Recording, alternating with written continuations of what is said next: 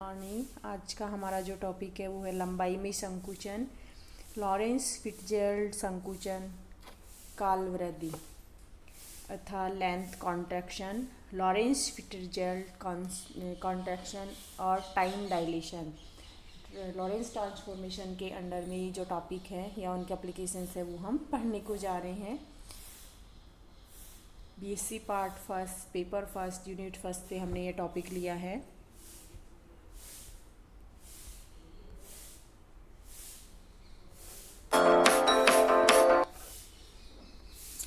पहला हमारा जो टॉपिक रहेगा वो है लंबाई में संकुचन, लेंथ कॉन्ट्रैक्शन या लॉरेंस फिट्जजेराल्ड कॉन्ट्रैक्शन। इसमें हम लेके चलते हैं सबसे पहले समकालिकता की आपेक्षिकता, रिलेटिविटी ऑफ साइमल्टेनिटी।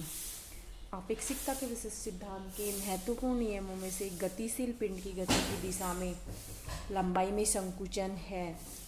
यह जब प्रेक्षित होता है जब कोई स्थिर निर्देश तंत्र से हम इसे देखते हैं।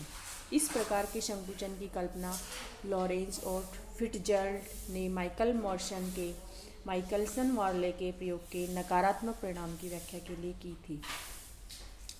लंबाई की प्रॉपर लेंथ के लिए जो नेसेसरी कंडीशन है वो है कि पिंड की दोनों सिरों की स्थितियों का मापन समकालिक हो, परंतु आपेक्षिकता के सिद्धांत के अनुसार दो घटनाएं जो एक निर्देश तंत्र में समकालिक होती हैं उनका अनोदर इनर्शियल फ्रेम में समकालिक होना आवश्यक नहीं है। अब हम बात करते हैं कि हमारे पास एक जो फ्रेम ऑफ रेफरेंस है, एस फ्रेम ऑफ रेफरेंस है, जिसमें हमने देखा कि एल लंबाई की जो छड़ है पॉजिटिव एक्स डायरेक्शन में मूव कर रही है। दूसरी गतिशील निर्देश तंत्र की हम बात कर रहे हैं, एच डैश जो है गतिशील निर्देश तंत्र है, एस डैश जो है एक स्थिर निर्देश तंत्र है। मान लीजिए एक्स अक्ष के अनुदिश रखे एक छड़ जड़त्वीय निर्देश तंत्र एस के सापेक्ष v वेग से एक्स दिशा में गतिशील है। यदि एक्स दिशा में वेग से गतिशील एक अन्य जड़त्वीय निर्देश तंत्र एस डैश की कल्पना करें, ये भी एक्स डायरेक्शन में ही गति में है, तो इस निर्देश तंत्र में छड़ स्थिर अवस्था में प्रेक्षित होगी क्योंकि दोनों की सेम मोशन है। इसकी सिरों की स्थिति का मापन समय पर निर्भर नहीं होगा, अतः एस डैश में मापित लंबाई सदैव समान प्राप्त होगी। दूसरा, हम इसे अन्य शब्दों में भी लिख सकते हैं कि निर्देश तंत्र एस डैश जिसमें छड़ स्थिर प्रेक्षित होती है, छड़ के लिए उपयुक्त निर्देश तंत्र कहलाता है, प्रॉपर फ्रेम कहलाता है। इसमें मापित लंबाई एल नॉट उपयुक्त या उचित लंबाई या प्रॉपर लेंथ कहलाती है।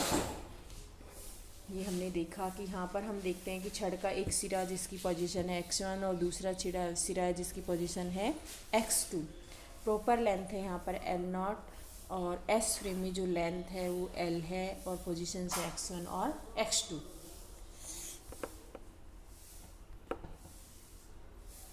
मान लीजिए निर्देश तंत्र S में जिसकी सापेक्ष छड़ गतिशील है, एक ही समय t पर छड़ के सिरों की मापित स्थितियां क्रम से क्या होंगी, x1 तथा x2।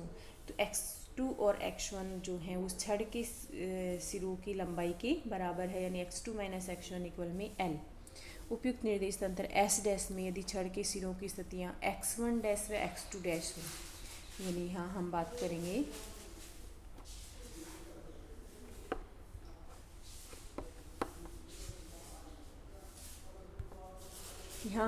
कर रहे हैं कि ये जो हमारी एस डैश फ्रेम है इसमें जो पोजीशंस हैं वो हैं इसके x1 dash and x2 dash, x1 dash and x2 dash, यानी इसकी जो लंबाई है वो बराबर होगी एल नॉट की।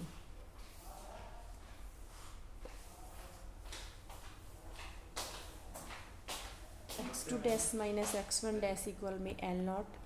लॉरेंस ट्रांसफॉर्मेशंस में हम यहाँ पर देख सकते हैं कि x2 dash equal x2 minus V T upon √1 minus we square upon C square. First जो पोजीशन वेक्टर होता है उससे हम देख सकते हैं x dash equal alpha x minus V T. Alpha यहाँ पर कांस्टेंट है, अल्फ़ा की वैल्यू होती है 1/√1 minus we square upon C square. यहाँ हम अल्फ़ा की वैल्यू रखने के पश्चात पाते हैं कि x2 dash equal x2 minus V T upon √1 minus we square upon C square. Similarly हम x1 डैश के लिए भी फॉर्मूला लिख सकते हैं x1 minus V T upon root one minus we square upon C square. ये हमारे पास values आई हैं x2 डैश और x1 डैश की। इसे हम इक्वेशन ये मान लेते हैं हमारी इक्वेशन 2 है और ये हमारी इक्वेशन 1 है और ये हमारी इक्वेशन 3 है। इक्वेशन 3 से वैल्यूज़ हम 2 में रखना चाहते हैं तो हमारे पास आएगा L naught equal x2 dash minus x1 dash equal x2 minus x1 upon root one minus we square upon C square. चूँकि x2 माइनस x1 इक्वेशन 1 से इक्वल में है L के, या हम इसे लिख सकते हैं एल नॉट इक्वल में L upon root one minus we square upon C square. S में प्रेक्षित जो लंबाई है L, एस फ्रेम में जो प्रेक्षित लंबाई है L, वो हमें यहाँ पर प्राप्त हो जाएगी, जिसे हम देखना चाहेंगे। L इधर लेकर आएंगे यानी L नॉट की जो अपोन वाली टर्म है वो मल्टीप्लाई में चली जाएगी root one minus we square upon C square. S frame में प्रेक्षित लंबाई अर्थात किसी निर्देश तंत्र में जिसमें क्षण v वेग से गतिशील है, गति की दिशा में मापित लंबाई उपयुक्त लंबाई L नॉट के सापेक्ष संकुचित प्रेक्षित होगी। यदि लंबाई का मापन गति की दिशा के लंबवत दिशा में किया जाए तो कोई संकुचन प्रेक्षित नहीं होगा। इस प्रकार अगर हम एक वर्ग यानी स्क्वायर की भुजा की गति की दिशा में बात करें, स्क्वायर की जो भुजा है साइड है की गति की दिशा में छोटी प्रेक्षित होगी तथा वह आयताकार प्रेक्षित होगा। वह एक वर्त जो है वो दीर्घ वर्त के रूप में प्रेक्षित होता है। नेक्स्ट जो टॉपिक है वो है हमारा टाइम डायलेशन, काल वृद्धि, संस्थिति की अपेक्षिकता, रिलेटिविटी ऑफ कोकोलेटी। ये दूसरा एप्लीकेशन है लॉरेंस ट्रांसफॉर्मेशन का। महत्वपूर्ण परिणाम किसी समय अंतराल की कालवर्दी है जिससे यह निष्कर्ष प्राप्त होता है कि निरपेक्ष समय का जिसका मान सब प्रेक्षकों के लिए समान हो कोई अस्तित्व नहीं है। एब्सोल्यूट टाइम का कोई अस्तित्व नहीं है। समय का मापन आपेक्षिक होता है और यह निर्देश तंत्र पर निर्भर होता है। मान लीजिए किसी निर्देश तंत्र एस डैश में एक ही नियत समय पर दो घटनाएं घड़ी की टिक टिक के मध्य समय अंतराल टो नोट है। यह निर्देश तंत्र एस डैश जिसमें ये दोनों घटनाएं कोकोल हैं पर हैं, इन घटनाओं अथवा घड़ी के लिए उपयुक्त निर्देश तंत्र कहलाएगा, प्रॉपर फ्रेम कहलाएगा। यदि इन घटनाओं का प्रेक्षण किसी अन्य निर्देश तंत्र एस में लें जिसमें वह घड़ी या घटना स्थिति वेग v से x डायरेक्शन में गतिशील प्रेक्षित हो तो इस निर्देश तंत्र में दोनों घटनाओं की स्थितियां एक ही प्रेक्षित नहीं होंगी, क्योंकि एक स्थिर फ्रेम है, दूसरा क्या है, v वेलोसिटी से मूव कर रहा है, यानी सम स्थिति की प्रेक्षित नहीं होगी। दूसरी हम बात करते हैं, हम मान लेते हैं यहाँ पर हमारे पास जो फ्रेम ऑफ रेफरेंस है एस डैश है, दूसरी है फ्रेम ऑफ रेफरेंस है हमारे पास एस है। एस डैश में दो घटनाएं घड़ी की टिक टिक की हम बात करते हैं x1 डैश और स्थिति पर t1 डैश व t2 डैश समयों पर प्रेक्षित होती हैं। अतः जो प्रॉपर टाइम इंटरवल है वो हम लिखेंगे टू नॉट इक्वल में t2 dash minus t1 dash. Proper frame है, ये v वेलोसिटी से x डायरेक्शन में मूव कर रहा है इधर।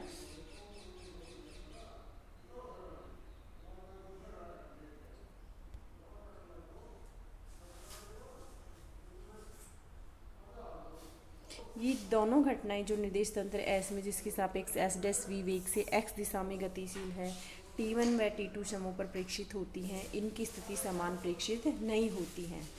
वही हम लॉरेंस ट्रांसफॉर्मेशन से जो टाइम ट्रांसफॉर्मेशन है उसके लिए हम लिखेंगे, चूँकि t1 डैश इक्वल में होता है अल्फ़ा, t1 डैश इक्वल में alpha t minus V X upon C square,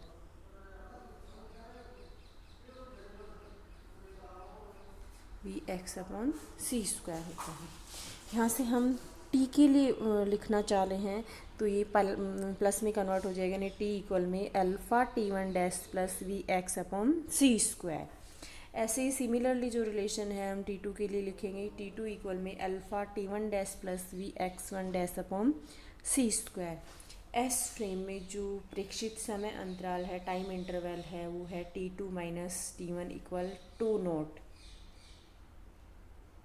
to naught equal में हम लिखेंगे यहाँ पर alpha T two dash minus T one dash, चूँकि यहाँ ये इक्वेशन हम मान लेते हैं, ये वाली इक्वेशन हमारी वन होगी जो हमने फर्स्ट ली है, ये टू है और इक्वेशन ये थर्ड है।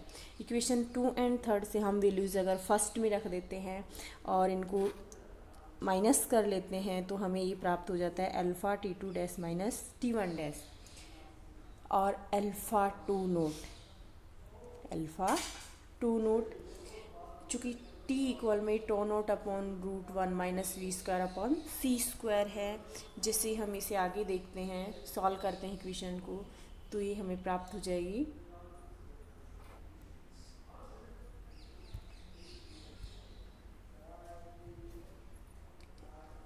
टी इक्वल में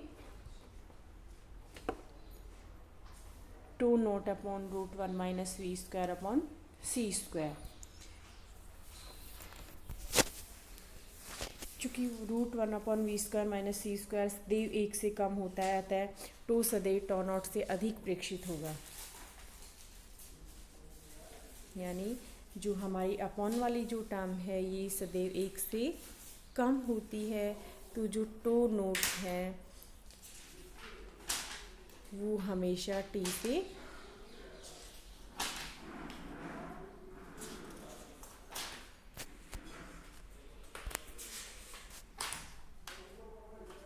अधिक प्रेक्षित होगा, टू सदैव तीन टो नॉट से अधिक प्रेक्षित होगा। इस प्रकार किसी घड़ी को दो टिक टिक के मध्य समांतराल उपयुक्त निर्देश तंत्रों में यदि 1 सेकंड है तो अन्य जड़त्वीय निर्देश तंत्रों में जिसमें वह गतिशील प्रेक्षित होगा है समांतराल अधिक होगा अथवा घड़ी धीरे चलती प्रेक्षित होगी। इस प्रकार उपयुक्त निर्देश तंत्र में स्थित घड़ी C1 के सापेक्ष कोई अन्य जड़त्वीय निर्देश तंत्र में स्थित घड़ी C2 जो C1 के उपयुक्त फ्रेम में गतिशील है सदैव धीरे चलती प्रेक्षित होगी। C2 के उपयुक्त फ्रेम में जिसमें C1 गतिशील प्रेक्षित होगी, C2 की तुलना में C1 धीरे चलती लगेगी। उपयुक्त घटनाएं जो S1 S डैश में समान स्थिति X1 डैश पर T1 डैश व T2 डैशों पर समय पर प्रेक्षित होती हैं, S में भिन्न स्थिति पर होंगी X1 और X2, यानी X1 dash plus VT1 dash into alpha X, और अल्फ़ा की वैल्यू हम यहाँ रख सकते हैं 1 upon root one minus we square upon C square. X2 इक्वल X1 dash plus T2 dash root one minus we square upon C square. सिर्फ T1 dash equal T2 dash, तब X1 इक्वल X2। केवल समकालिक व सम स्थिति पर घटना ही अन्य निर्देश तंत्र में समकालिक व सम स्थिति पर प्रेक्षित होंगी। अब हम असाइनमेंट की बात करते हैं कि वेग c/2 से गतिशील मीटर स्केल की आभासी लंबाई का परिकलन हमें करना है। A metre scale is moving with a velocity c/2, calculate its apparent length. यानी हम यहाँ बात करेंगे कि जो वेलोसिटी है v इक्वल c/2 है, वेलोसिटी v इक्वल में c/2 है। मीटर स्केल की जो प्रॉपर लेंथ है वो 1 मीटर है, 1 मीटर स्केल की आभासी लंबाई प्रॉपर लेंथ। मीटर स्केल की आभासी लंबाई L इक्वल में L naught root one minus we square upon C square. चूँकि v इक्वल हमें रखना है यहाँ पर c/2, जिसे हम यहाँ रखेंगे c/2, तो L इक्वल हमें फाइंड होगा L equal L naught one minus we square करना है हमें, यानी सी स्क्वायर बाई 4 और अब इंटू में सी स्क्वायर से सी स्क्वायर कैंसिल हो जाएगा, यानी L नॉट 1 माइनस 1/4, 1 में से 1/4 माइनस करेंगे यानी 3/4 L नॉट। रूट में है ये पावर हाफ, √3/4 यानी √L इक्वल में √3/2 L नॉट। ये हमें उसकी आभासी लंबाई प्रेक्षित होगी। दूसरा हमारे पास किसी छड़ को उसकी लंबाई के अनुदिश किस वेग से गतिशील किया जाए कि उसकी लंबाई में 60% आकुंचन हो जाए यानी संकुचन हो जाए। प्रॉपर लेंथ L नोट है, L जो है हमारी वो है 0.6 L नॉट। छड़ की आभासी लंबाई इतनी संकुचित हो जाती है यानी 1% में से 0.6 L नॉट माइनस कर देंगे तो आभासी लंबाई हमें L इक्वल 0.4 L नॉट प्रेक्षित होगी। स्पेशल थ्योरी ऑफ रिलेटिविटी से हम देखते हैं कि L equal N not √1 minus v²/c²। L की वैल्यू हमें रखनी है 0.4 L not, L not √1 minus v²/c²। हमें वेलोसिटी फाइंड करनी है यानी L नॉट से L not cancel, v/c equal √1 minus 0.16। ये कैसे होगा 0.4 इक्वल 0.4 इक्वल में √1 माइनस v²/c²। जैसे हम इस साइड का रूट हटाएंगे इस तरफ में स्क्वायर लग जाएगा और स्क्वायर फॉर्म में जो होगा वो होगा हमारा 0.16। इधर से रूट हट जाएगा यानी 1 माइनस v²/c²।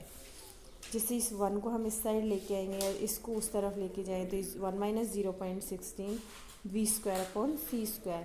चूँकि इस तरफ का हमें फिर स्क्वायर फॉर्म हटाना है तो ये रूट में कन्वर्ट हो जाएगा। v/c इक्वल √1 माइनस 0.16 या 0.86। जैसे हम इसका रूट फाइंड कर लेते हैं 0.916। वेलोसिटी जो होगी वो टाइम ऑफ लाइट की जो वेलोसिटी की 0.916 से प्राप्त हुई। Thank you.